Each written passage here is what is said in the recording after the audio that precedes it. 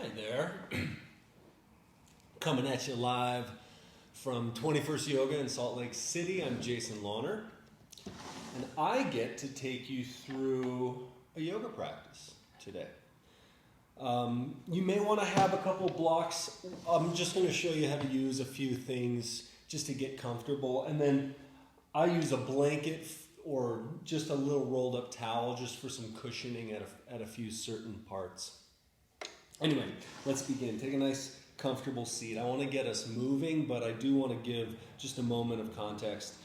Practice today is focusing on the ways that we can stabilize ourselves and settle ourselves in busy times. So it can be a chaotic day, it can be a stressful work day, it can be just busyness of the mind. And today, through the practice we're going to do and through the challenge of some of the elements of it, we're going to cultivate and work on being very steady. Take a nice tall seat so that you are steady and comfortable in the way that you sit, sitting up nice and tall. And close your eyes.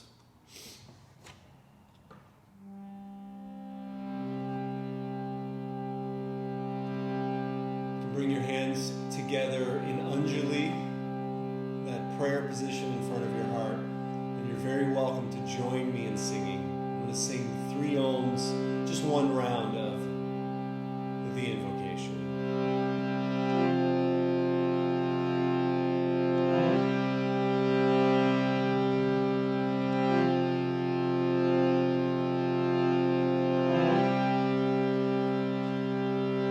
Take a deep breath.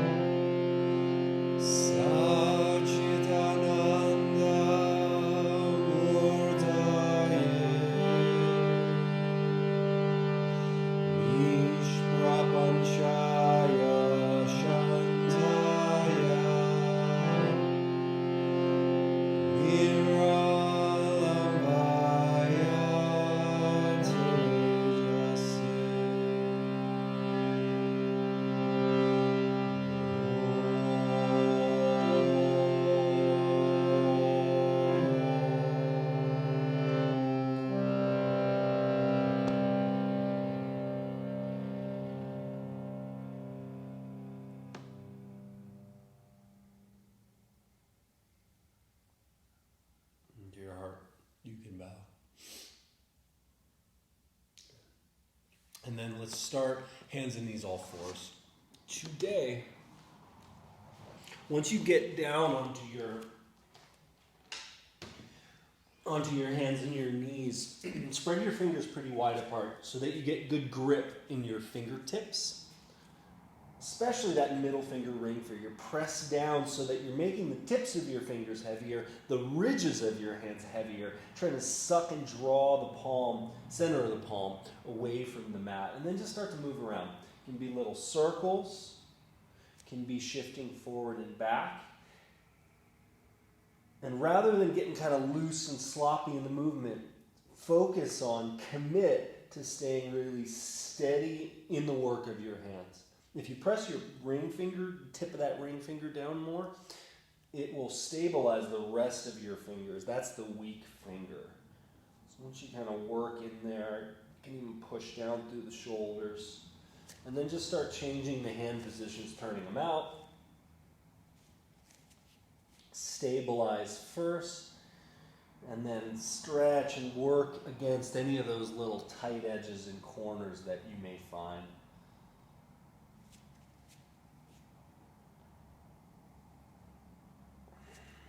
You can turn in and spend a moment there. Any of these can be done one hand at a time, especially when you feel restricted in any of the movements. You can even trap like I'm doing here. You try to give your fingers do the work. Give just a little extra stability to work with. Back of the hands down. Start gentle on this one, but this is a really important one. To press down through the fingers. You've got to keep the hand active before you lean into it, before you get your arms really straight. And just by inching your knees back, you make this more challenging. Good. From there, hands to the floor, downward dog. And find that connection to the earth. Claw the floor. Work your legs back. Make your breath really consistent, long and smooth.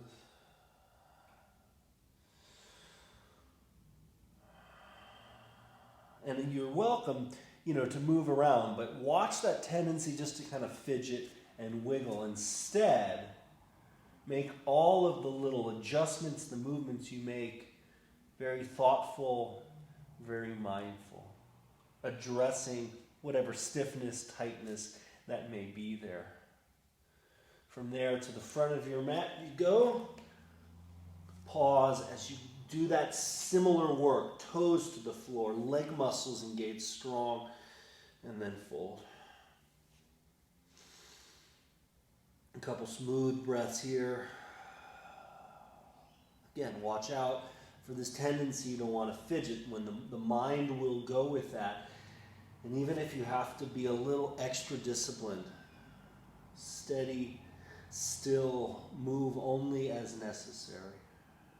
Press down through your legs, lift your chest, come all the way up to stand, big tall stretch at the top. And then from there, grab hold of your right wrist, firm your legs as you do a little side bend. Moving kind of little by little, so it's not this flopped, collapsed pose. It's rather the pendulum of the way you move your hips and the way you lift up and out through the rest of your spine.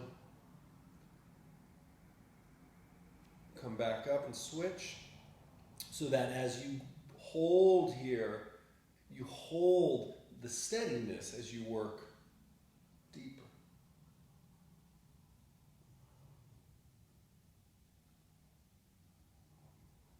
And then back up tall. Take a nice big breath. Reach, dive forward, touch the floor. And then step your right leg back into a lunge. Bring the knee to the floor. Come up, face forward. And stabilize your leg. Back toes tucked under. Legs pulled towards each other. And a big full lift through your chest. As you exhale, start to push your hips forward and down. Lunge deeper. On the inhale, rise tall through the spine. One more big breath. Push the hips down to the floor without letting the legs slack or relax. Strong legs gives you more power to root down with.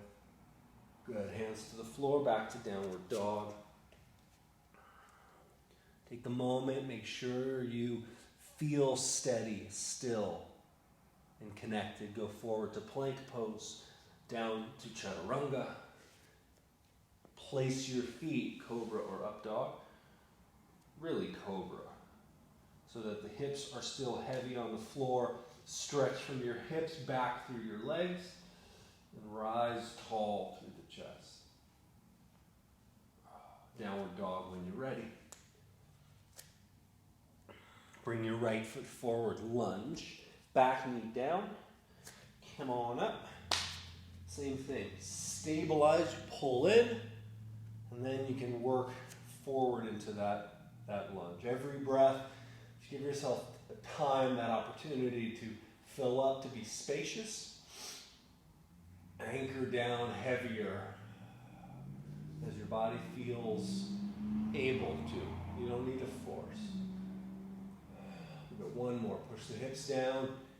Big full lift through the upper body. And then again, back to downward facing dog.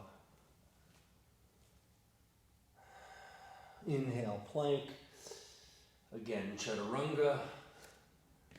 Place the feet. Cobra or up dog. Back to down dog. Make your way to the front of your mat. Full. Root the legs. Rise all the way up to stand. And then arms by your side. Take a wide stance. And then check positioning of your feet, toes straight forward. Move, putting a lot of weight down into the floor. Then shift your hips back as you fold here. Hands can be on the ground. They can grab your shins, your legs. You can pull yourself in a little deeper. Find a position. It can be, you want to feel a little bit of stretch. It should be somewhat of a challenge, but a pose that you can be still in. If you find yourself fidgeting and moving, address that within yourself or make the pose easier at first until you're successful at creating that sense of steadiness, that quality in your body, in your breath, in your practice. Keep pressing down with your toes, trying to reach back through the inner edges of your thighs, trying to lift up through the sit bones as you let your spine be heavy. You want to keep the leg muscles tight and engaged throughout this, and that can be super challenging. If you check your medial quad, the quad that's right on the inside of your knee, that sucker should be tight the whole time, but not just that muscle tight, really throughout the legs to find that stability. And the longer we hold, that's when those fidgets, that's when that tendency to lose it, to get distracted, to let your mind wander comes in. Commit to staying focused, to staying present, to staying aware of how you're doing these poses. Good. All right, take the hands to the floor. And then we're going to do a couple side-to-side lunges. Don't go too wide with your feet. We want to try to keep the feet down to address some of the inner thigh. So you're going to push your hips back. You're going to try to slide towards one side. Again, tight through the leg, moving the inner edge of the thigh back. And then when you come back through the middle, see if you can stay low. Keep the hips back. Again, tight thigh. Move the inner thigh back. A couple more each side. And it challenges you to hold the outer edge of your foot down. You're welcome to do this without your hands. Even more tricky to be able to hold that kind of strength. The knee on the bent legs got to work out. Good. Now, take the hands to the floor. Now we'll do the version where the toes roll up. Steady, controlled movements. Let the toe roll up, pull back tight through the leg. Then the knee on the standing side can't cave in. You got to be able to shift it out as you try to sit down into this shape. Here's where blocks could be useful if you needed them. If you can't get to the floor. I don't recommend sitting on the blocks. You got to use your legs. If you can't use your leg power, make the pose easier. See, I'm using my hands, but this could quickly become without the hands if you have the control to position your knee properly, to hold the tone in your legs. You can see my legs have been hiding in pants and ski pants. Need a little sunshine.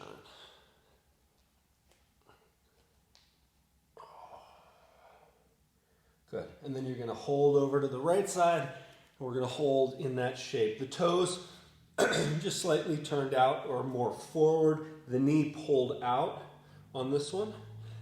You might have to lean forward. If you can't get the heel to the floor, my recommendation is to lift the heel and to sit So you're going to have to all the way down. So you're working your foot, you're stretching the back of your ankle. Those of you that can be down, try to sit up tall. Maybe you even take your hands off the ground. Steady. Let the breath draw your hips down heavier. Keep your spine as tall as you're able to.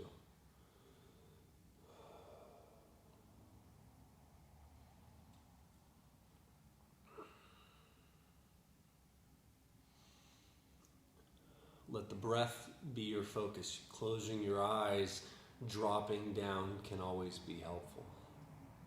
And we'll switch sides over to the next. Even though we're talking about steadiness, take your time to position yourself correctly, carefully. That's always important. And then from there, once you've found the right shape for your ability level, be as still as you can be. And within that stillness requires an attention, an attentiveness to all these actions. Are you still holding the legs, muscles tight and firm? It's never totally collapsed, and it's not so forceful that there's not a sensitivity to the way you're holding those actions.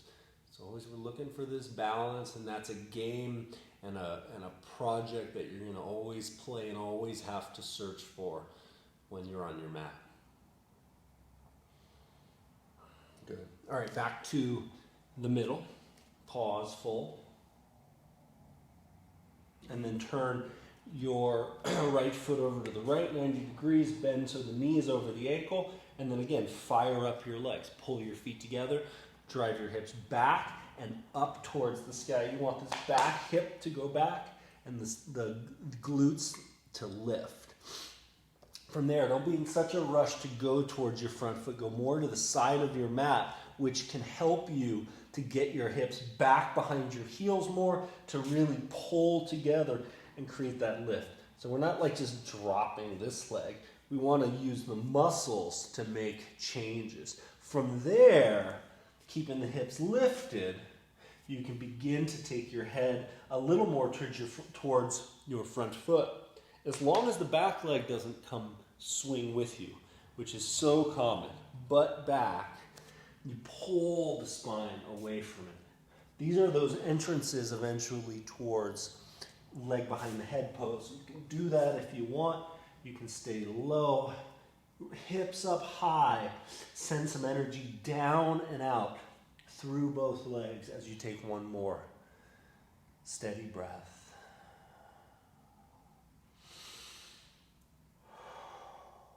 And then go to the other side, spinning the right foot in, turning the left foot out.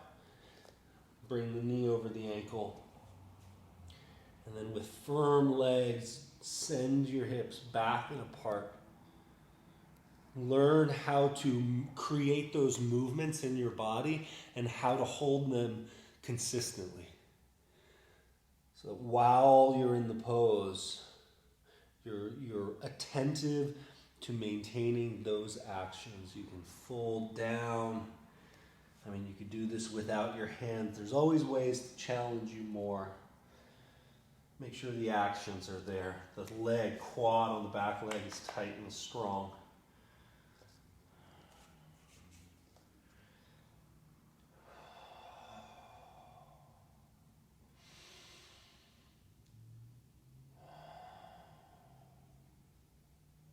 Keeping the hips lifted, drive down and out through your legs, settle deeper with your breath. Good. And then back to center. One more breath to fold. Good. All right, so we're going to come down. I'll show you how to set this up. The back, we're going to work the right leg first. You just come down onto your knees. This gets tricky.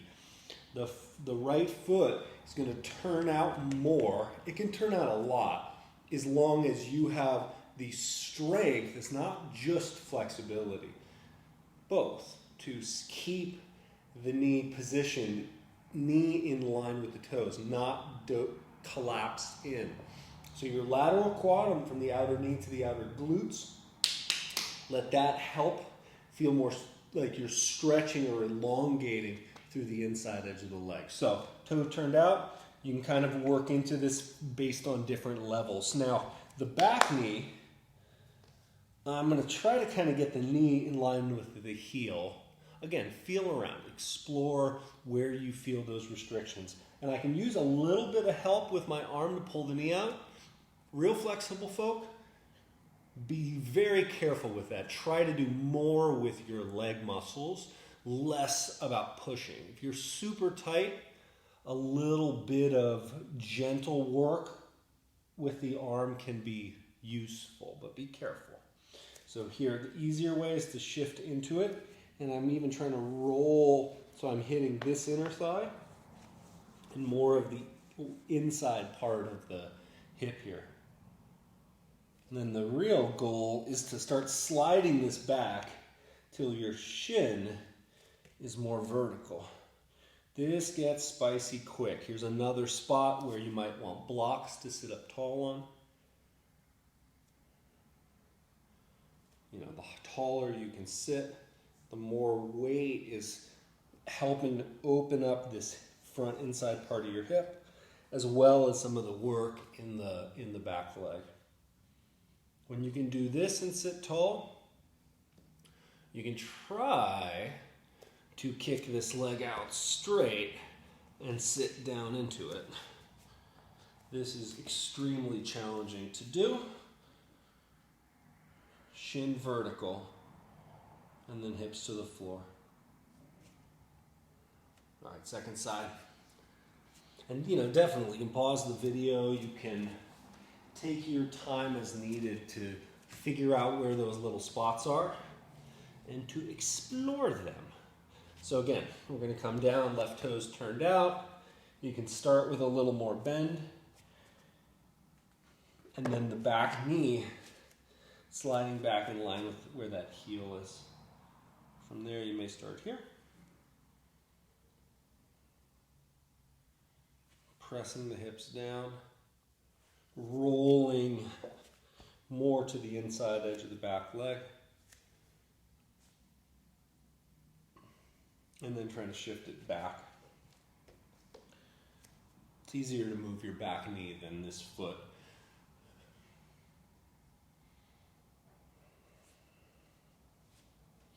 And take your time, explore depths, give yourself a chance to be in the pose, especially when these poses are tough for us, are painful, are agitating. That's the stuff that we want to be extra aware of and spend time there. Yoga is supposed to rub us the wrong way. It goes anuloma, or pratiloma, it goes against the grain. It's supposed to agitate. And then the work that we do inside is to calm those agitations, to be able to handle the natural irritation in the yoga pose and then in our world in all of the many ways that we may experience that. Again, if you wanted to get all the way here, that's why I grabbed the block, just to start to show you.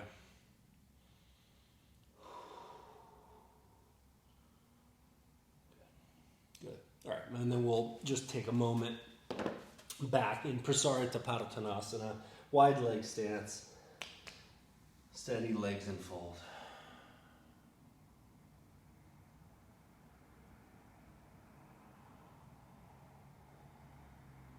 And then make your way back to a downward facing dog.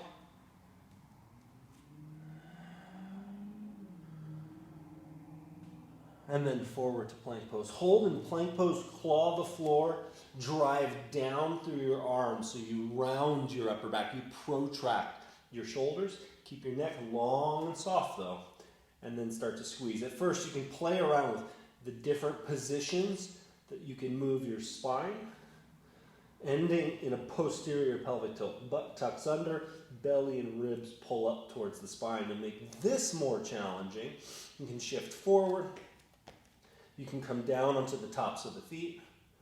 Hug in, drive down, big firm squeeze.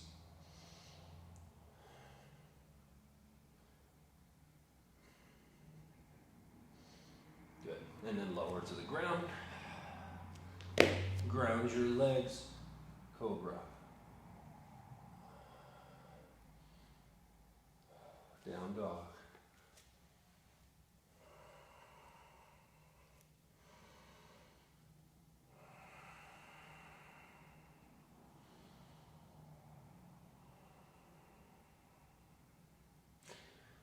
Turn onto your right hand. Roll open for Vashisthasana. Hand should be slightly in front of the shoulder. This is a great variation to learn how to be steady, how to firm around the elbow. Here's round version 2. Version 3. Ball of the foot. Lift this bottom leg up or all the way stacked. Using this really as an opportunity to roll the chest and shoulder open, trying to push down as you turn the chest towards the sky. Throat back, head back, hips up. Good. And then through to the other side. Bottom hand can turn out slightly, like you could almost to maybe an index finger going straight ahead. That helps with restrictions in the shoulder. And you are externally rotating that arm to put the shoulder into that proper position. From the way you steadily root down, chest can turn more open. Hips and legs are hugely involved in this, quote, arm balance. And then back through. Hands and knees. Lay down on your stomach. Take your right arm floor so that the shoulder, the head of the arm bone is touching the yoga mat. And then roll onto it. You shouldn't need to reach back. In fact, do more about pressing the right arm bone into the floor and even using the right fingertips to claw the floor more as you open up the shoulder capsule.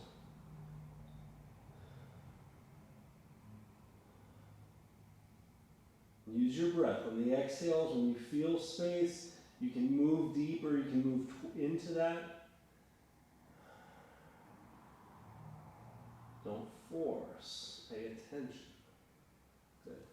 Switch sides.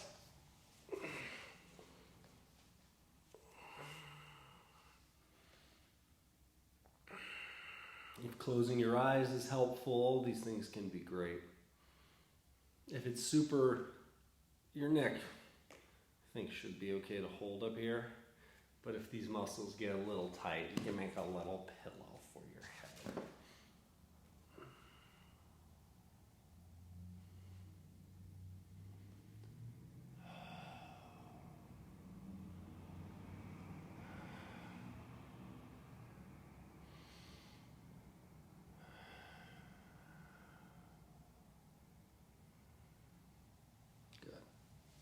And then back to center.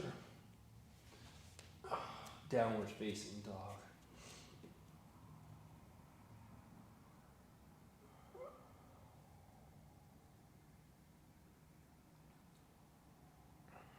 Good. And then from there we're going to do a couple little things using the wall. So any wall works. I'm going to try not to step on the tapestry here. You're going to set up like you would for a downward facing dog. Only difference is your feet will be against the baseboard to give you some idea of position. Claw the floor, press down through the shoulders, down dog here. From there you have the option of stepping onto the wall. And if you're really brave and want to go for it, you can walk yourself in close to the wall. I recommend pointing your feet out here just so you have a little more lean to the wall. The closer you bring your hands to the wall, obviously the more scary it is. Firmly hug in, legs together, core tight, glutes tight, and then pushing down through very active arms and shoulders. The neck should be relaxed, but you're not sagging, you're not dropping into your shoulders. You're pushing down so much that you get elevation out of your shoulder joint. The idea is to hold this with good actions as long as you can. I recommend don't go crazy as you first start building this. And if you did go all the way to the wall, make sure you saved some juice to get yourself off. It's harder to walk away from the wall than it is to walk in. And when you come down, pause to reassess. Being still is helpful. A lot of us, when things are hard, you can get pulled out even more. Make it a practice. Can you be still? You'll feel, did you collapse or feel pressure in your wrists? The chances are you're not engaging and working the foundation of your hands enough. And that's a very tricky thing to do when you're putting all your body weight there. So make the pose easier. Make sure that you can create that claw in your fingers that pulls the radius and the ulna away from your hands, that gives space to the wrist.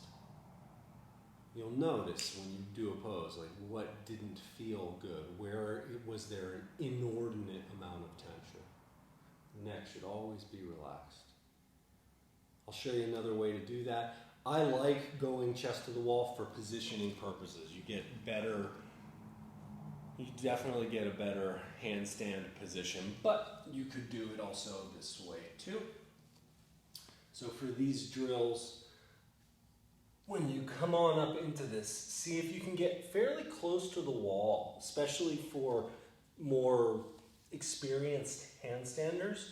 And the goal is to go up to the wall with as light of a jump as possible. I want to lead and get my glutes to the wall. I never want my feet to kick the wall. From your angle, you might not be able to see that, but a lot of people who flail try to fling their feet up. Instead, I want to jump and ring butt to the wall. This foot never touched the wall. This leg never touched the wall. The closer you get to the wall, the more tricky that is. And the variation I'm showing you here, bending the knee to the chest, helps to make the package a little tighter to keep your weight more condensed. Try it with both legs. The more proficient you are at this, work your less favored leg. It will make your technique and your awareness of your body so much better. The ultimate goal here is fingertips on the wall. Let's see if I can do it. See, my foot wanted to bump. That's what you're looking for until you start to be able to find that every time. Once you can do that, and the feet never touch the wall, butt's hitting the wall and you're not bouncing off, you're not over kicking, bring it to the middle of the room. This is a good place to kind of pause the video, spend some time, work on your handstands a little bit, get upside down, rest when you need to so that you can always be really in tune and attentive to all the actions that you're trying to do. All right, when you're done with that, we're going to make our way back, down dog. Go back to your breath. If it got disrupted at all, even it out, long and smooth.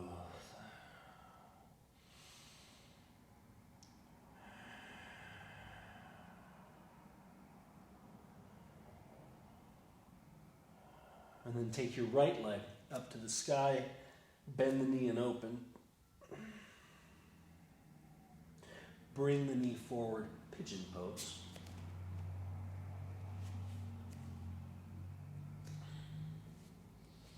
Sliding your back knee back as long as your hips are parallel and level, parallel to the front of the mat. From there you can come down.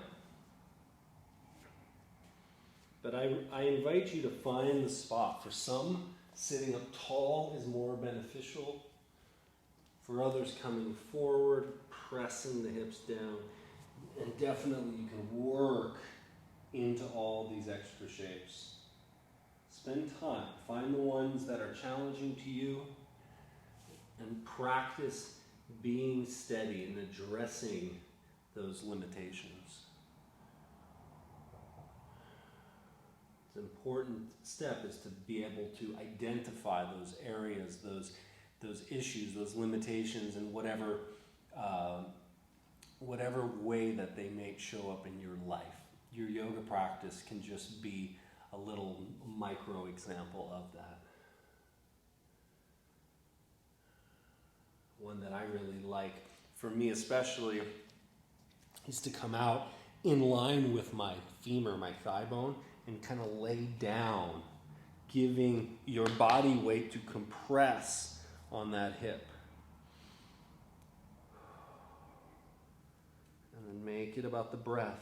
Even where your back leg, you don't want this thing sloppy and lazy. It's going to give you more to learn how to hold that. So you're putting the stimulus of the opening into really strategic and smart places. It's not just like loosen everything up. Because some of our joints are mobile joints, like our hips. Some are not, like your knees are a hinge joint. They don't want to be twisted and moved in all these different ways. So stability in the correct places will maximize the openings and that access of freedom that we're going for in our bodies, but in our minds and our hearts as well. All right, come on back to center. Back through down dog. Left leg up and over, twist. Pigeon pose. So the foot can be very pointed. I really like this if you have meniscus injuries or any little tweaks, because you'll end up making it easier to straighten the ankle. And definitely if the foot is closer to the groin, you want to be pointed. As the foot approaches, moves more forward, you can begin to flex it. I tend not to, because I can get better strength pressing down so much with the little toe side of the foot that the underside of my ankle and top of my foot just slightly lifted off the mat. Again, pick your poison. It may be a different variation or a different place that you focus on this side. That's smart. It doesn't need to be all the same all the time. I find it really valuable when you identify those places that give you a little challenge, a little restriction.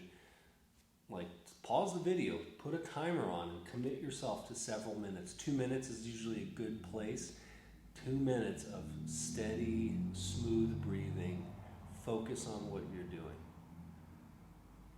Of course, the more you practice that, the easier it gets.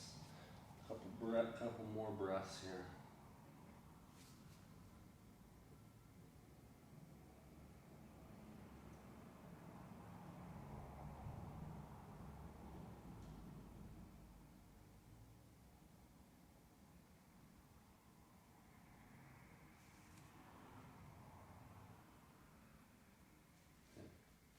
And then back to center, back to down dog.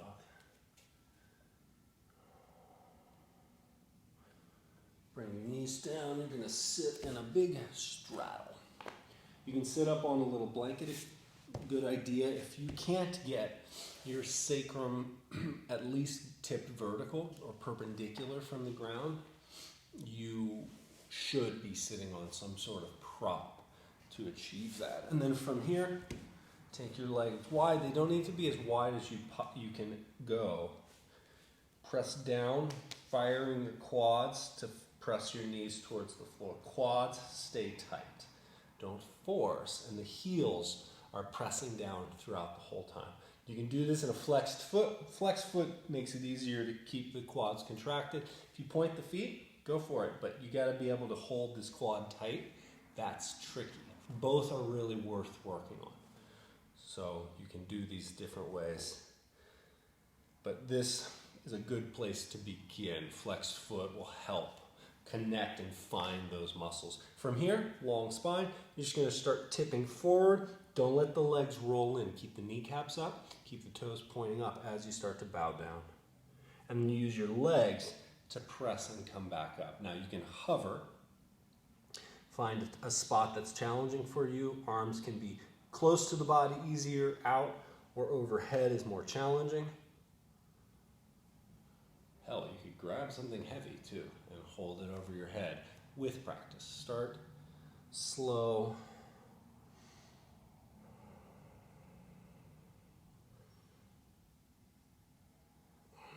All right, eventually, as if you can bring your chest to the floor, legs staying straight up. Once you've done a few just down the middle, even start exploring a little slide to the right, trying to keep belly button, breastbone, sternum square to the floor. So you're turning your rib cage as you move towards whichever leg.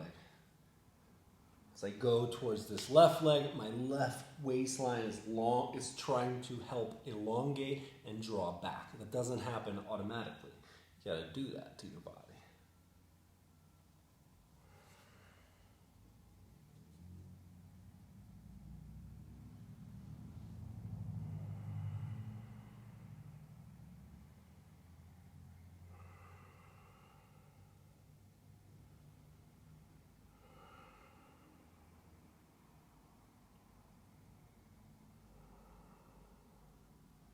And then from there, good, come back up. All right, take your inner knees that we're going to go on to your frog pose, or one of the poses that's called frog pose. So I'm going to do it from the side. You could cushion your knees. You're looking for the knees or the shins, the inside of the shin, ankle, and foot all to be down on the mat. And then you're going to pull and anteriorly tip. Anterior tip when you're working deeper into hip opening poses. It allows movement. So roll the inner thighs back. Pull the knees together to get that lift, that tone on those inner thigh muscles, and then kind of shift into it. You're working towards getting the hips in line with the knees. Once you're there, you can take your knees further apart to go deeper. Once you've done that active way I just instructed, where you pull your knees together, you can try to take some tension out, let the weight of the hips settle heavier. Even a little just gentle rocking, right? Kind of nudging at that end range of your position. And I always find when you start to fidget and do and move every which way, your mind long ago was distracted. It's not really worth doing these things when you're not fully there. And even just for the injury risk potential can go way up when we're not really focused and doing the work that we need to keep ourselves safe.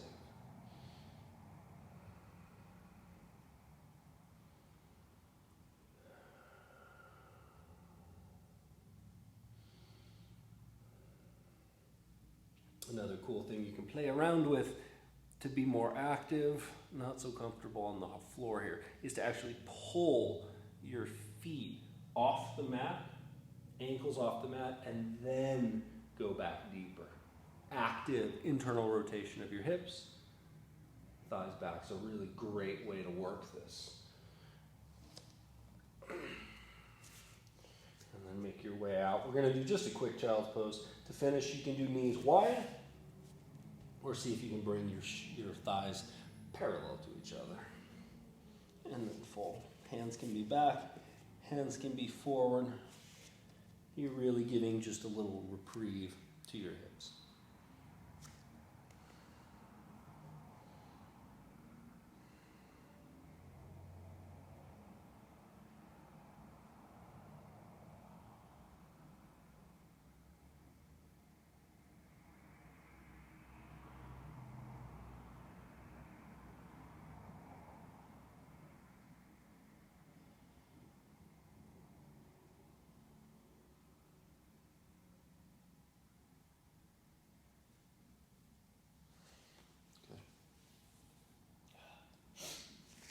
facing dog.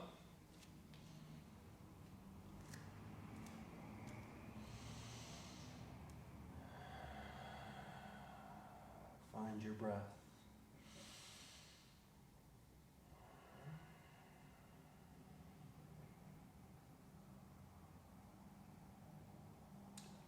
And then knees to the floor. Using those poses as a transition, but also as a moment to really get the system to calm down. You can cushion your knee with this one with the blanket, and you may want blocks to make it easier to sit up tall. You're going to slide in. This is sometimes called couch stretch. Like you could do it off the edge of your couch. You want the foot in the ankle, so I'm going to do right knee back first, toes straight up. Here, let's make it look right for y'all. And then you can come on up from there. The first version, so the blocks can be used.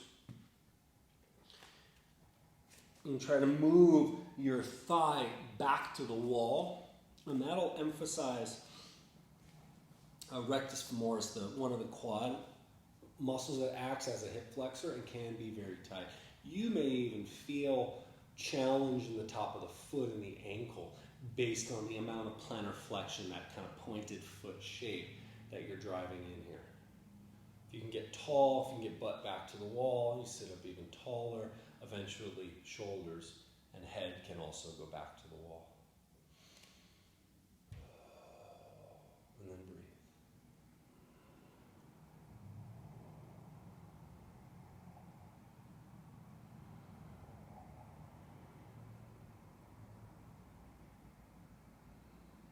Push down from your hips through the floor, rise up taller through the spine. And then come down. Alternate or switch to the other side.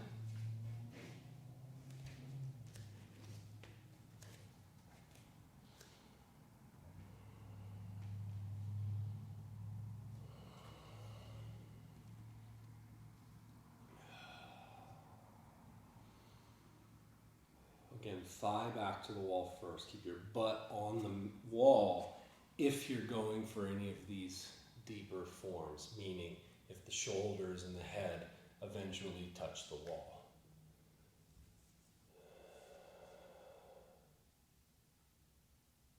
Once you do achieve that position, to make this more intense, you can tuck the butt under posterior pelvic tilt. That's going to intensify the stretch on your quads and your hip flexors quite a bit more. So I like to use that right at the end, like right when you've run out of room and you want to give it a little bit more, but be able to hold there, be able to stay there. I mentioned the timer before. It's one of the ways I like to practice is with a timer because, man, the timer doesn't lie. It'll keep you honest. It'll keep you focused on actually staying for the duration. All right, one more on the first side with a little variation.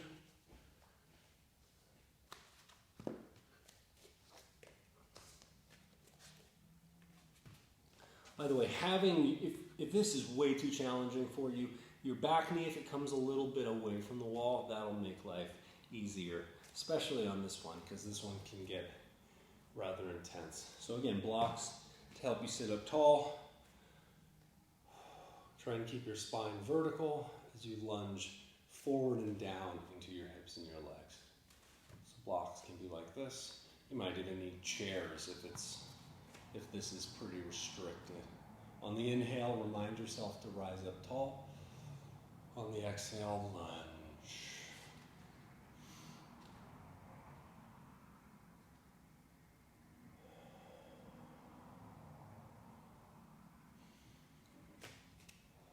And you may find as you go deeper, the foot that's forward needs to move a little further away from the wall.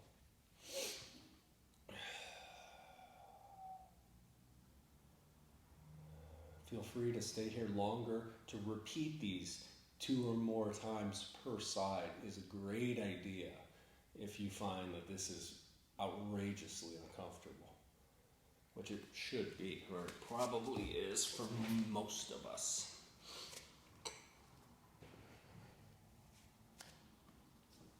Here we go. Last side.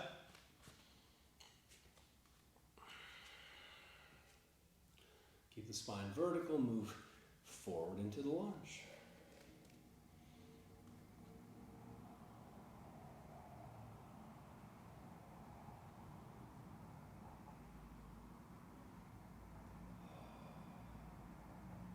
Keeping your breath moving. Trying to display your best, steadiest effort.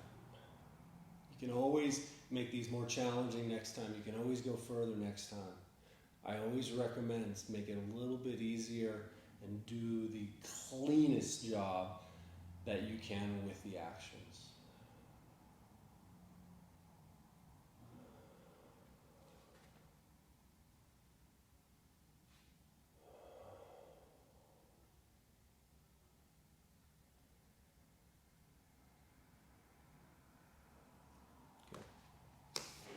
And then, just one forward fold as you come out.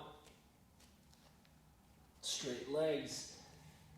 Use the wall so that butts against the wall. Feet, at least initially, should be off the wall as you bow forward. If you can hang comfortably without over gripping with your toes, toes should push down, but you don't want to be bunching them up. To make it more challenging, take your feet a little closer to the wall, eventually all the way to the wall, and even eventually, once the heels touch the wall, you can bring your feet parallel and close together, always parallel. Tight through the quads, drawing the kneecaps up, the thigh muscles lift as you let the spine get heavier breath by breath.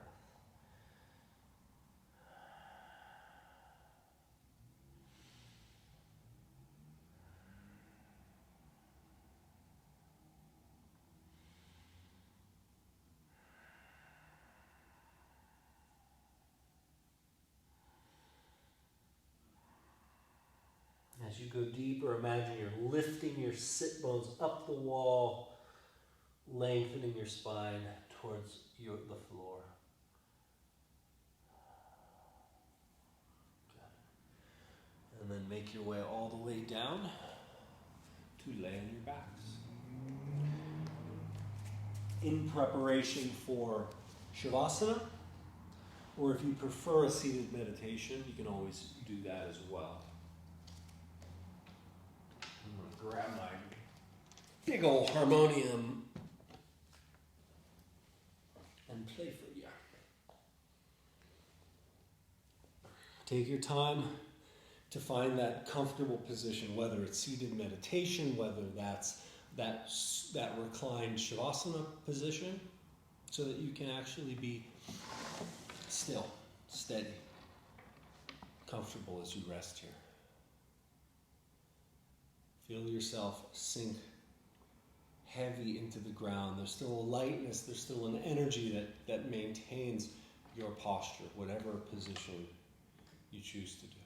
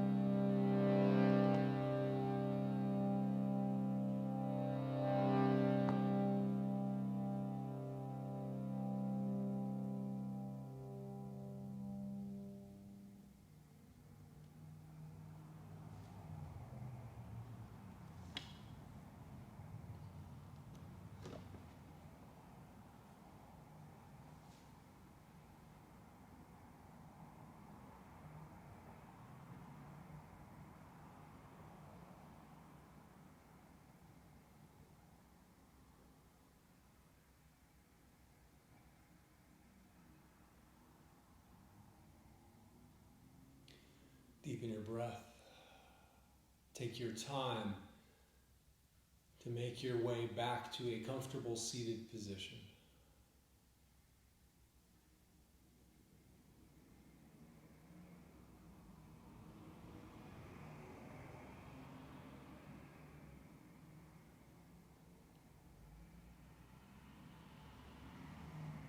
Listen to your breath. Feel your body. And at the end of a calm exhale, bring your hands together in front of your heart. So that the fingertips connect. There's a soft space between your palms. Offer your breath to that space. And know that you have these techniques within yourself to calm the chaos of the world, to bring your mind to greater focus and greater ease.